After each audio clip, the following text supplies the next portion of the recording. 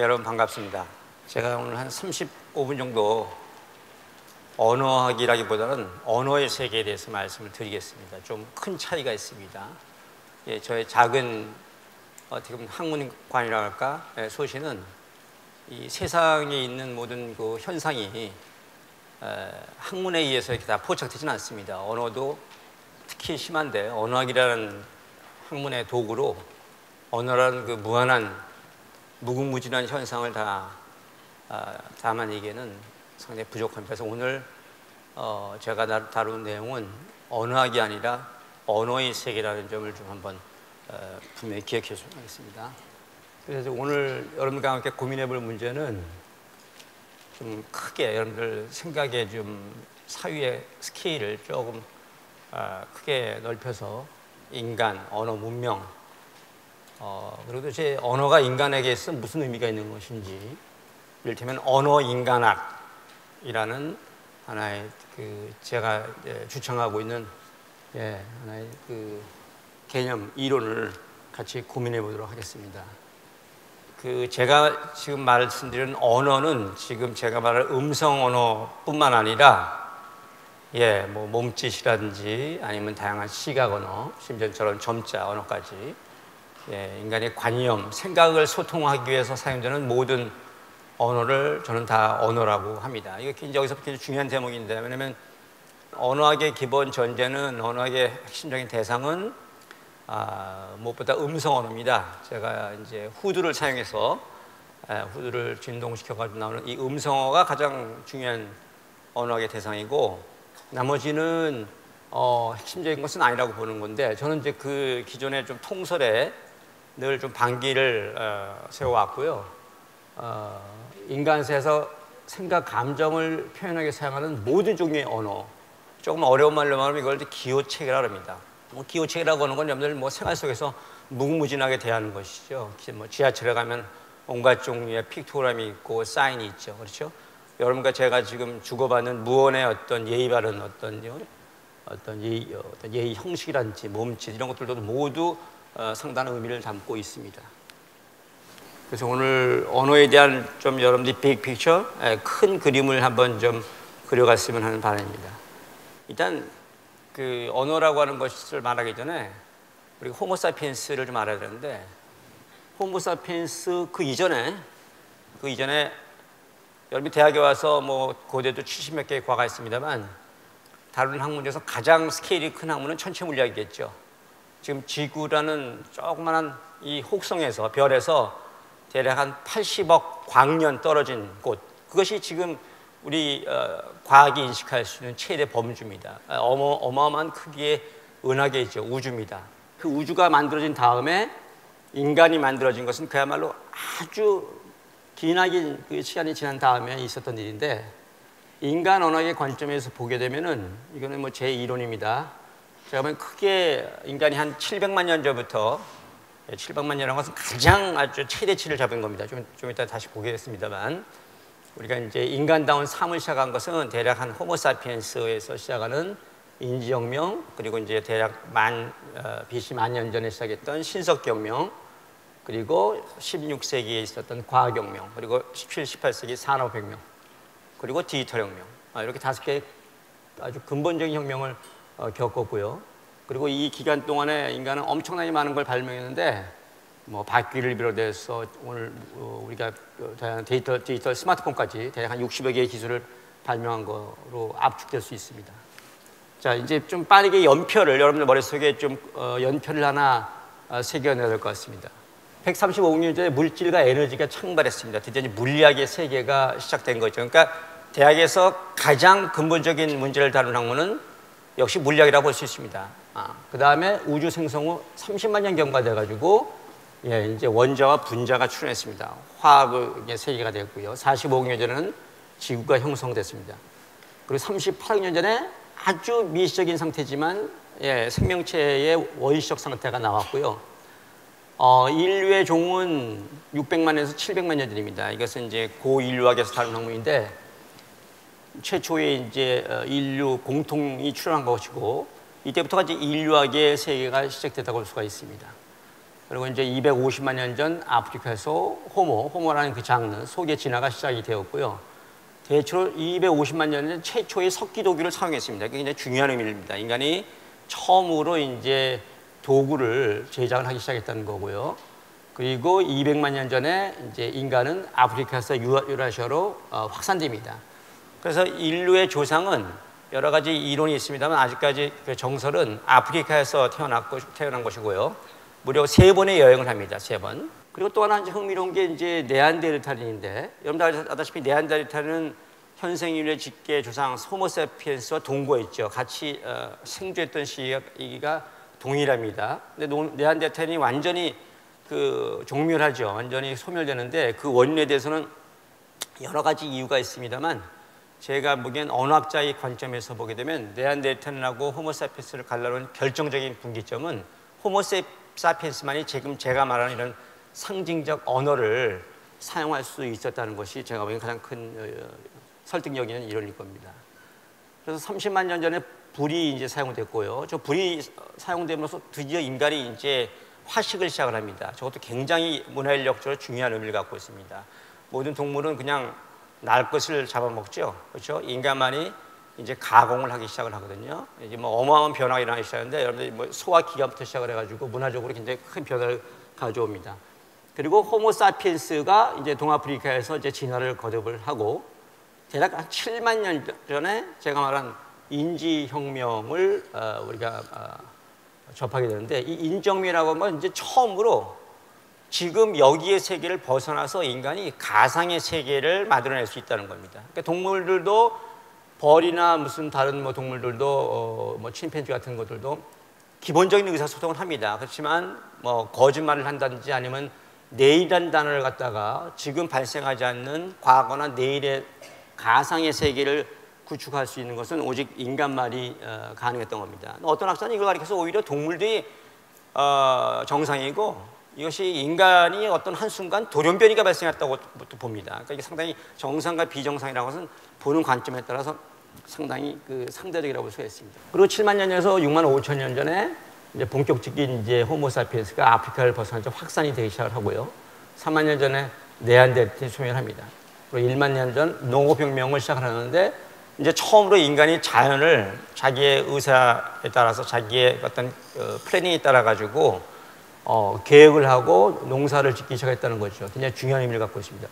그리고 BC 3,000년 전에 이제 여러분들 아다시피 이제 다양한 문명이 만들어지는데 문명의 기본적인 공식은 예외 없이 거의 문자를 발명했다는 사실입니다. 그리고 종교를 또 만들고요. 그래서 다양한 지금 그 제국들이 만들어지고 뭐 중국에는 한 제국이 굉장히 컸었고 동시대 로마 제국이 있었고요. 다양한 제국이 있었죠. 그리고 1500년 전에 과학혁명, 그다음에 1800년 산업혁명, 그리고 이제 오늘날에 이르기까지 이제 그 이루고 있는데 사실은 지금 오늘 21세기 이 시점이 굉장히 중요한데 가장 큰 문제는 사실은 환경 문제입니다. 생태 문제입니다. 자, 아까 말씀드렸듯이 일단 어쨌거나 그 중요했던 혁명 중 하나가 바로 인지혁명인데 이 호모사피엔스의 내부 구조는 이거는 지금 2017년 여러분과 나의 뇌 구조하고 그리고 느낌이라든지 뭐 믿음이라든지 신념이라든지 상상이라든지 거의 99%가 똑같다고 보시면 됩니다. 전혀 진화하지 않았습니다. 대체로 호모사피엔스의 뇌 부피는 1350cc고요. 여러분과 나의 현생 인류의 평균 그 뇌 용량하고 똑같습니다. 그런데 과연 이 호모사피엔스에게 영어나 한국어를 가르치는 것은 가능했을까? 특히 불교 원리를 이해했을까? 아직까지는 호모사피엔스에서 이런 능력은 나타나지 않았습니다. 그래서 이제 문명화되면서 나타났던 것이고요. 특히 이 호모사피엔스 아까 말씀드렸듯이 아주 짧은 시간 안에 전 세계로 퍼져 나갔고요. 그리고 7만 년에서 3만 년 중요한 발명품을 다 했습니다. 배라든지 기름 램프, 화살, 바늘 이런 것들을 다 발명을 했습니다. 대단히 영리한 족속이라고 볼 수 있습니다. 그래서 이런 선례가 없는 모든 성취들은 사실 호모사피엔스의 인지 능력에 있어서 액면 그대로 혁명이라고 볼 수가 있습니다. 그러니까 이런 새로운 종류의 사유하는 것 그리고 의사소통의 출현은 아무리 소극적으로 잡아도 보수적으로 잡아도 7만 년에서 3만 년 정도면 완전히 인지혁명이 완성된다고 볼 수가 있습니다.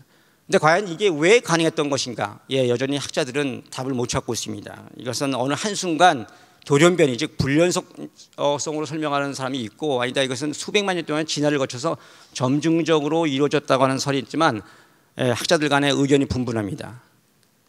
그리고 왜 인지혁명은 네안데르탈이 아니라 호모사피엔스가 발생했는가 하는 것도 역시 큰 문제입니다. 계속해서 연구를 하고 있는데, 아까 말씀드렸듯이 제가 갖고 있는 답은 호모사피엔스만이 갖고 있었던 비밀병기, 즉 고도의 상징 체계인 언어를 사피엔스만이 구사했다는 것으로 설명을 될 수 있을 것 같습니다. 이게 네안데르탈 두 개고 있는데, 네안데르탈은 뭐 두뇌 부피라는 이런 것들이 호모사피엔스하고 거의 차이가 없습니다. 거의 똑같습니다. 그리고 이들도 사람이 죽으면 매장을 했고요. 호모사피엔스처럼 같은 슬픔도 느꼈고 했습니다. 현재 인류의 진화에서 또 다른 애고라고 봅니다. 그 유럽 전역 지역에 펼쳐 있었습니다. 대충 뭐 재구성한 건데 네안데르탈을 갖다가 건장하고 그리고 굉장히 적응력이 뛰어났고요. 굉장히 생존 능력이 뛰어났습니다.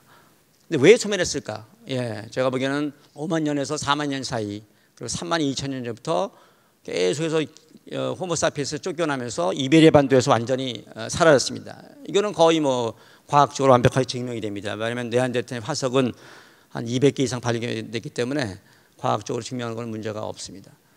자, 그럼 네안데르탈은 도대체 어떤 언어를 말했을까? 예, 이것도 역시 학자들이 많은 지금 가설을 내놓고 있는데, 기본적인 의사소통은 했는데 아까 말씀드렸듯이 호모사피엔스처럼 정교한 언어는 구사를 못했습니다. 이게 지금 대체로 이제 네안데르탈이니까 호모사피엔스의 이제 저건데, 가장 기본적인 것은 여러분들이 인간이라고 하는 것은 저보다시피 이 말을 구사하기 위해서는 이 이마하고 이 턱이 완전히 그 직각을 이루어야 되는 거고요. 그리고 이 후두가 밑으로 이렇게 약간 처져야 됩니다. 약간 처져야만 이게 발성할 수 있는 루트가 나오거든요. 자, A가 이제 7만 년 전 네안데르탈의 이제 그 성대고요. B번이 10만 년 전 호모사피엔스, C번은 2만 6천 년 전에 호모사피엔스입니다. 후두가 조금씩 밑으로 내려가있음을 알 수 있습니다. 자, 그런데 과연 그렇다면 그 인간만이 도대체 언어를 말을 하는 것인가라고 하고 있는데, 여기에 대해서 영장류학자를 비롯해서 동물학자와 언어학자는 큰 간극이 있습니다. 동물도 말을 합니다. 동물도 분명히 커뮤니케이션을 하죠. 그리고 지금 이 칼 폰 프리쉬 같은 경우가 가장 유명한 사례인데, 벌의 그 비행을 약간 3,000차례 비행을 갖다가 조사했어요. 이분이 지금 발견한 건 뭐냐면, 벌이 정말 상상을 초월할 정도로 정교하게 커뮤니케이션을 합니다. 이른바 팔자춤을 추는데, 저 춤에 따라서 속도와 각도에 따라서 가장 먼 거리인 최대 10km 반경 안에 있는 꿀을 발견하고, 자기가 하는 게 아니죠. 한 벌이 와서 춤을 추는 거죠. 그러면 자기는 그 자리에 있고 자기 동료 벌들이 그곳에 찾아가서 벌을 채취해서 오는 과정이에요. 정말 놀랍습니다. 심지어는 당분의 농도까지, 꿀의 어떤 그 퀄리티까지 그 정보에 담고 있다는 것입니다. 뭐 이 밖에도 원숭이도 지금 뭐 대략 한 600개, 700개의 어휘를 습득을 합니다. 근데 아직까지 어떤 동물도 단어 3개 이상을 갖다가 조합할 수 있는 동물은 없습니다. 그래서 언어학에서는 이런 단어의 조합을 가리키는 분야를 가리켜서 신텍스, 통사로이라고 그러죠. 예, 그래서 통사로이라고 하는 것은 아직까지는 어떤 동물도 흉내를 못 내고 있습니다. 가장 복잡한 분야이기도 합니다.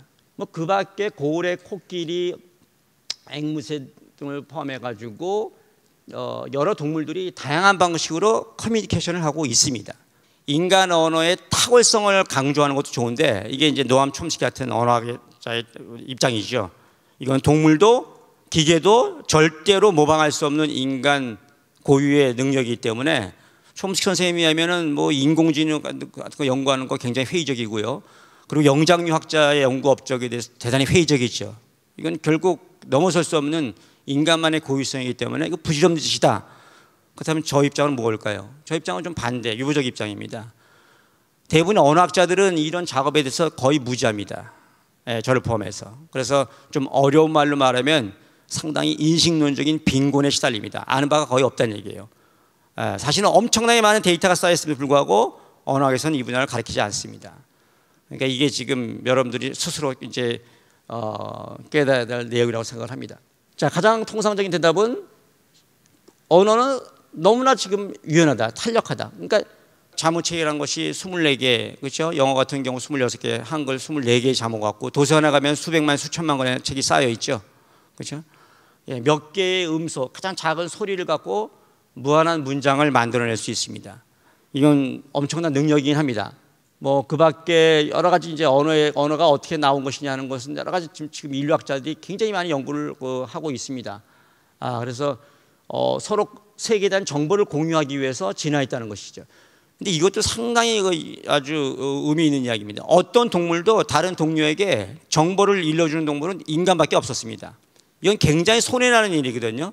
근데 생각해 보세요. A하고 B, C가 있을 때 50만 년 전에 A하고 B가 있었는데 A가 B에 가르쳐줘요. 근데 B는 A한테 또 가르쳐줍니다. 근데 C라는 애는 계속 정보를 받아먹기만 해요.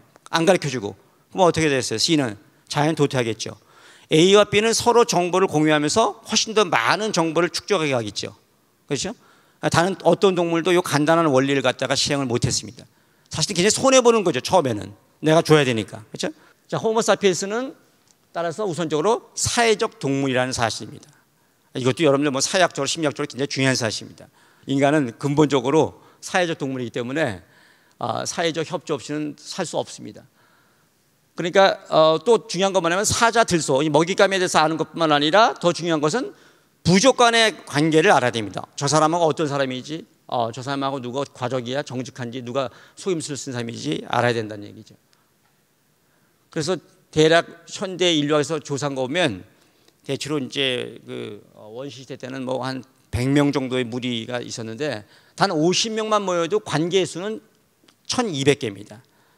그러니까 이게 그만큼 인간은 사회적 동물이라는 거죠. 사회적 정보를 인식하는 게 굉장히 중요합니다. 또 더 중요한 언어의 특징은 사람들과 사자의 정보를 전달할 수 있는 능력이 아니죠. 차라리 전혀 존재하지 않는 사물들에서 정보를 전달할 수 있다는 사실입니다. 그러니까 지금 당장 엄청난 공룡이 있다. 매머스를 사냥하자는 것이 아니라 저거를 한 달 후에 사냥하자, 내일 후에 사냥하자. 아니면 사냥했을 경우에 우리가 어떤 지금 그냥 이길 수 있을까? 가상의 세계를 만들 수 있다는 사실이 가장 중요한 거죠. 이게 인정명의 핵심입니다. 이거를 좀 어려운 말로 하면 멘털 이미지가 만들어졌다는 거거든요. 여기서 전설, 신화, 신, 종교를 만들어낼 수 있는 거죠. 지금 당장 여기 반려견한테 너 지금 천당 가려면 좋은 일 많이 해야 된다. 주인 말 잘 된다. 알아들 수 있을까요? 그러나 인간은 종교를 만들어서 사후 세계를 갖다가 만들었죠. 가상의 세계를 만들었습니다. 허구의 세계를 만들었다는 얘기죠. 이게 호모사피엔스의 가장 유일무이한 특질이라고 볼 수가 있습니다. 그러니까 이거는 원숭이에게 뭐 바나나를 뭐 10개 줄 테니까 지금 하나 나한테 달라. 이런 얘기 이해할 턱이 없죠. 지금 하나를 내놓으면 동물들은 그저 하나를 뺏긴다고만 생각을 하는 거죠. 아마도 보이스피싱 같은 게 동물 세계에는 먹혀들지 않을 겁니다. 가상의 세계가 형성이 안 되기 때문에. 근데 그 밖에도 이제 그 협조 능력 같은 것들을 보게 되면은 저는 이건 제가 본 장면인데 이때가 이 집단 사냥을 하는데 정말 저는 깜짝 놀랐어요. 어떻게 저렇게 완벽한 분업으로 사냥을 하는지 거의 뭐 물론 본능에 의한 거지만 정말 근데 그 원리를 잘 관찰하면 인간에게 써먹을 시간도 굉장히 많겠더라고요. 그러니까 동물 말고도 다른 동물도 이런 사회적 협조를 합니다. 하지만 근본적인 차이점은 지금 여기서만 발생한다는 이야기예요. 저 사냥을 1년 후, 한 달 후에 가상의 시나리오를 만들 능력은 없다는 얘기죠. 자, 그래서 지금까지 했던 이야기는 이제 기본적으로 언어와 관련된 기원의 문제 이런 것들을 이제 제가 다뤘는데 남은 한 10분 정도는 호모로쿠엔스. 예, 저는 호모로쿠엔스라는 별명을 줬습니다. 말하는 인간. 말하는 인간. 호모사피엔스는 그 본질이 말하는 인간입니다. 그래서 그걸 라틴어 학명으로 호모로쿠엔스라는 말로 썼습니다. 그렇다면 언어라는 집은 어디에 있는가? 언어는 어디에서 어떻게 살고 있는가? 예, 물론 지금 전 지구상에 언어가 퍼져 있죠. 몇 개의 언어가 있을까요? 예, 그 누구도 알 수 없습니다. 뭐 가장 정평이 있는 권위 있는 연구는 에스놀로그라고 하는 건데 그거 뭐 매달 발표를 하고 있는데 대충 7,000개가 넘고 있습니다. 그런데 어떤 학자들은 뭐 방언까지 합쳐가지고 몇만 개까지 보는 사람도 있고요.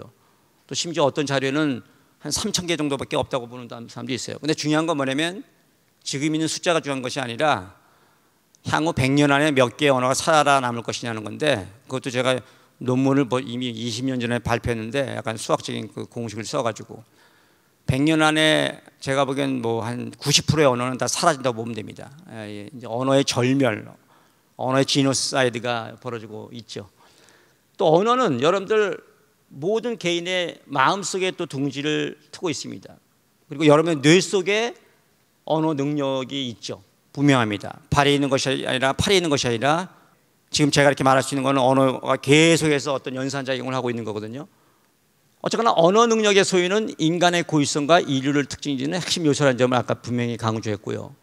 삶 속에서 모든 상황들과 국면들에서 사용되는 의사소통 수단입니다. 그래서 상의하고 소통이 불가능한 약 7,000개 언어가 존재하는데 우리가 알 수 있는 언어는 1,200개밖에 안 되고요. 아까 말한 7,000개라고 하는 것은 숫자 정도를 파악한 정도입니다. 그래서 미지 언어들이 훨씬 많은데 이것도 약간 부끄러운 고백입니다만 언어학이 옛날에는 여러분들 언어학하면 몇 개 언어를 말하세요 이런 말 의미가 있었죠. 그리고 60년대 70년대까지만 해도 그런 전통이 있었지만 지금 언어학의 전통은 그런 전통은 완전히 사라졌다고 보시면 됩니다. 그러니까 언어학이라고 뭐 좋다 나쁘다를 떠나가지고요. 언어는 기본적으로 언어의 일반적인 보편적 구조를 연구하는 학문이기 때문에 특히 촘스키 선생님에 의하면 모국어하고 영어 정도만 하면 됩니다.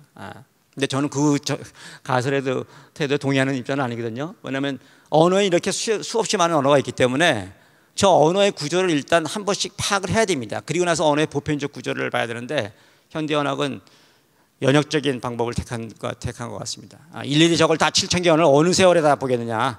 기본적으로 몇 개의 언어의 구조를 보게 되면 거기서 보편적 구조가 나오기 때문에 그거 적용할 수 있다라고 생각하는 거죠. 예를 들면 파푸아뉴기니 같은 좁은 지역에만 해도 800개 언어가 있는데 여기는 뭐 이를테면 우리나라로 치면 서울에서 구마다 뭐 도봉구 성북구 갈 때마다 언어가 바뀌는 그 정도예요. 언어 다양성은 굉장히 중요합니다. 왜냐하면 언어 다양성은 이 문화 다양성을 확보해 줄 수 있는 중요한 요소거든요. 생물 다양성이라는 말은 굉장히 많이 합니다. 바이오다이버시티 그리고 컬처럴 다이버시티 많이 얘기하죠. 상대적으로 언어 다양성의 중요성은 별로 인정하지 않습니다. 인식이 별로 안 되고 있죠. 근데 만약에 언어가 90%의 언어가 사멸한다면 그 언어를 통해서 전승되었던 모든 문화가 사멸되기 때문에 문화는 획일화되고 마는 거죠. 문화라고 하는 건 뭡니까? 문화라고 하는 것은 여러분들의 호흡과 같습니다. 내부와 외부가 계속해서 수요를 거듭해야 돼요. 교환을 해야 되는 겁니다. 문화는 늘 한 곳에 머무르는 것이 아니라 외부의 문화를 받아들이고 자기화시키고 소화하고 다시 그거를 타 문화에 전승하면서 서로 풍성해지는 겁니다. 그런데 외부가 없으면 다른 것이 없으면 쉽게 말하면 여러분들은 이제 100년 후에 김치를 안 먹고 뉴욕에서도 햄버거 먹고 서울에서도 햄버거 먹고 파리에서도 햄버거 먹는 그런 걸 연상하시면 됩니다. 근데 과거에 수많은 언어들이 사라지고 생겨났는데 현재도 수많은 언어들이 분합해서 사라져가고 있는 거죠. 근데 걱정하지 마십시오. 한국어는 없어지지 않습니다. 언어가 사라지지 않는 조건 중에 한국어는 완벽하게 있기 때문에 일단 인구 100만 명 이상이 되고 문자가 있기 때문에 한국어는 사라지지 않습니다. 그러나 문자가 없는 언어들이 굉장히 위험합니다. 그리고 숫자가 뭐 극소수인 경우가 굉장히 위험하고요. 그래서 언어도 계속 이렇게 이동을 합니다. 뭐 이동을 하고 이주를 합니다. 사람이 이주하는 것처럼. 이게 예를 들면 15세기 초 유럽의 신대륙 발견, 그렇죠? 그리고 신대륙을 해서 사우스 아메리카 지금의 스페인이 코르타스가 정복한 이후로 스페인어가 이주를 한 거죠. 유럽의 헤게모니로 인해 가지고 지금 여러분들이 죽어라고 영어를 해야 되는 이유 뭡니까 우리가, 그렇죠? 팍스 아메리카나 영어가 미국의 그 힘이 지금 전 세계를 지금 뻗치고 있기 때문에 영어가 지금 필수적인 언어가 됐죠. 근데 여기서 지금 뭐 하나 우리가 생각해볼 대목은 모든 제국은 로마 제국, 뭐 중국 한 제국부터 해가지고 제국은 힘을 뻗치게 되어 있고 그 언어를 갖다가 다른 문화에 부가시켰죠. 관철시켰습니다. 그러나 영원한 제국은 없었고 망했죠 다. 그래서 새로운 언어가 지금 등장했습니다. 그럼 여러분 질문 한번 던져보겠습니다. 그렇다면 과연 100년 후, 200년 후에 지금 우리가 전 세계가 사람들이 공용하고 있는 이 영어라는 언어가 다른 언어에서 대체할 수 있을까요? 어떤 학자들은 중국어에서 대체할 것이라는 가설을 내세우는 학자도 있습니다.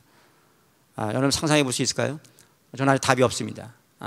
제가 어느 옥스퍼드에 있을 때 그 미국의 칼테크에 있던 교수 한 분이 있는데 그분에 의하면 자기가 이제 미국에서 공부해 봤는데 지금 같은 추세로라면 영어가 지금 세계를 지배하는 현상은 자기가 보기엔 이대로라면 그냥 굳히기랄까. 상당히 암울한 진단이죠. 영원히 영어로만 사용한다는 건 좀 암울해요. 제 언어학자 보기엔 다양성 차원에서. 언어 연구의 문화사 그리고 언어 지식의 학자의 성격인데 인류 문명은 수천 년 전부터 언어에 대해서 관심을 가졌습니다. 특히 고대 그리스에서는 문법에 대해서 연구했었고 수사학에 대해서 연구했었고요. 언어에 대한 연구가 언어학에서 시작됐다고 보면 큰 착각입니다. 오랜 기간 동안 수천 년 동안 연구를 해왔다는 사실. 그래서 특히 예를 들면 그 인도가 참 재미난 나라인데 인도의 파니니 문법 같은 경우는 뭐 현대 언어학의 거장 촘스키 선생님도 이 파니니에 비하면 자기는 아무것도 아니다라는 말을 여러 번 했는데 3,300개의 공식으로 그 산스크리트의 문법 체계를 세웠죠. 이거는 정말 전대 미문의 모든 언어 학사에서 가장 기념비적인 저서 중에 하나입니다. 천재 언어학자 파니니의 저술이죠. 그밖에 르네상스에서부터 18세기까지 유럽의 역사를 지배한 주요 민족들, 독일, 프랑스어, 영어, 스페인어 이런 언어들이 대체로 17, 18세기부터 이르면 16세기부터 자국어에 대한 의식을 갖게 돼서 이제 라틴어의 굴레에서 벗어나서 자국어의 이제 문법 체계를 만들기 시작했는데 그 중에서도 앞거는 프랑스입니다. 저는 그래서 또 어떤 논문에서 프랑스를 가리켜서 문법의 공화국이다라는 말을 썼는데 아마 단일 민족 국가 중에서 문법 서적을 가장 많이 생산한 나라는 제가 보기엔 프랑스입니다. 프랑스는 거의 병적으로 문법에 대해서는 집요하게 파고들었고요. 여러 가지 원인이 있는데 제가 보면 그 중에 하나는 프랑스가 가장 먼저 중앙 집권을 했고요. 중앙 집권을 하기 위해서는 통치 시스템을 중앙 집권하기 위해서는 언어가 통일돼야 됐거든요. 그 밖에도 다른 원인이 있을 것 같은데 그건 여러분도 한번 직접 좀 생각해 보십시오. 어쨌거나 프랑스는 정말 그 문법에 관한 어마어마한 저수를 남겼고요. 이 문법이라고 하는 것은 사실은 서양의 발명입니다. 동양은 문법이라는 의식이 없었어요. 동양이 문법이라는 의식을 갖기 시작한 건 서양 선교사들이 와서 문법을 가르쳐 주면서 그때 와서 처음으로 문법책을 도입을 시작을 했던 거죠. 반대로 자전이 발달했죠. 자전. 뜻풀이하는 자전이 어마어마하게 발달됐고요. 특히 문자학이 엄청나게 발달됐습니다. 이렇듯 일찍부터 동아시아 한자 문명권에서는 문자학이 발달했고 특히 성문학이 발달했습니다. 성문학. 오늘날 말처럼 포놀로지, 의문학이죠. 의문학. 정확한 소리를 연구한 학문이 서양은 상상할 수 없을 정도로 발달했습니다. 그리고 이제 한국 사회면 당연히 알아야 될 훈민정음이죠. 한글입니다. 한글에 관해서 한마디만 말씀드리면 한글은 어느 정도로 위대한 문자냐면 이제까지 존재했던 인류가 발명했던 모든 400개의 문자 가운데서 가장 완벽한 문자일 뿐만 아니라 가장 완벽하고 가장 많이 가장 진화한 문자일 뿐만 아니라 브리타니커의 진술에 의하면 그 마지막 말이 멋있는데 아마도입니다. 아마도 더 진화할 문자는 나오기 힘들 것이다라는 말입니다. 그러니까 인간이 발명할 수 있는 모든 문자 체계 중에서 끝장을 낸 겁니다. 더 이상 발전할 수 없는 문자입니다. 이것이 얼마만큼 완벽한 거라는 건 시간이 한참 걸릴 것 같은데 거기까지만 얘기를 하겠습니다. 저는 이거를 가리켜서 한글의 첨부성을 웅변해주는 가장 중요한 단서 중에 하나가 저는 한글이라고 생각합니다. 이 밖에도 뭐 직지신경 같은 것이 있고요. 그다음에 팔만대전경 같은 것들이 있는데 어쨌거나 언어학자로서는 이거는 위대한 그 인류의 자산이라는 사실을 알아야 합니다. 그래서 이 근대 학문 체계에서 언어 연구의 중요성을 좀 알기 위해서 미셸 푸고라는 그 대철학자가 쓴 말과 사물에 보면 근대 학문에서 이 언어학이 굉장히 중요한 학문입니다. 이게 언어학의 이제 구조도입니다. 제가 설명했던 거 많이 다르죠. 현대 언어학은 이렇게 가르치고 있습니다. 언어를 놓고 이론 언어학이 있고 이제 어플라이드 이제 실용 언어학이 있고 그리고 이제 음성 언어 스포큰 랭귀지가 있고 옆에 리튼 문자 언어가 있죠. 그리고 가장 언어학의 핵심은 여기 의문론, 그 다음에 통사론, 그 다음에 형태론이 되어 있고요.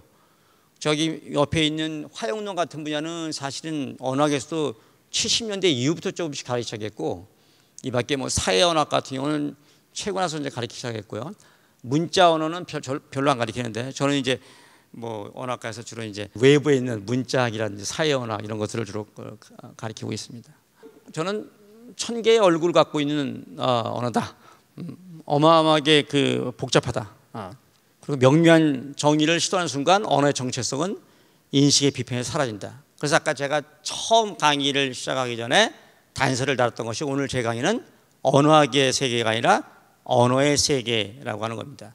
언어의 세계가 언어학의 세계보다 100배, 1000배, 10,000배는 더 크다는 사실. 언어학자들만 언어에 대해서 관심을 가졌던 것은 절대로 아니고요. 아마 여기에서 가장 먼저 반기를 들 사람은 문학 시인이나 아니면 철학자가 될 겁니다. 그들도 매일 언어를 갖고 사유하기 때문에 언어에 대해서 언어학자 못지않게, 아니 언어학자 그 이상으로 깊이 있는 통찰과 사유를 해왔습니다.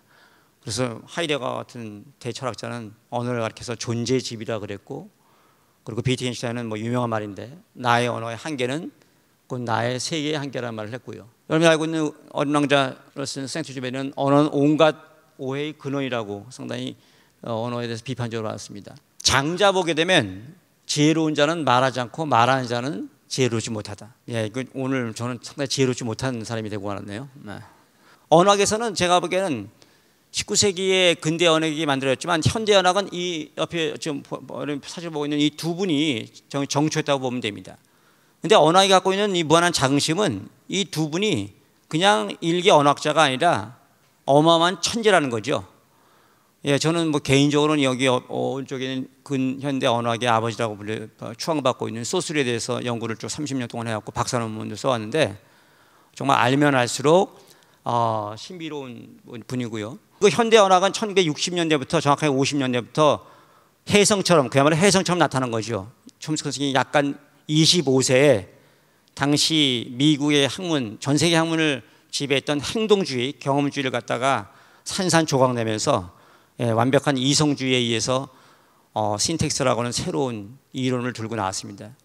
과학의 혁명이고 이것은 지금 오늘날 말하는 인지과학의 혁명의 원조라고 자타가 고인하고 있습니다. 그만큼 어마어마하게 중요한 인물이라고 볼 수 있고요.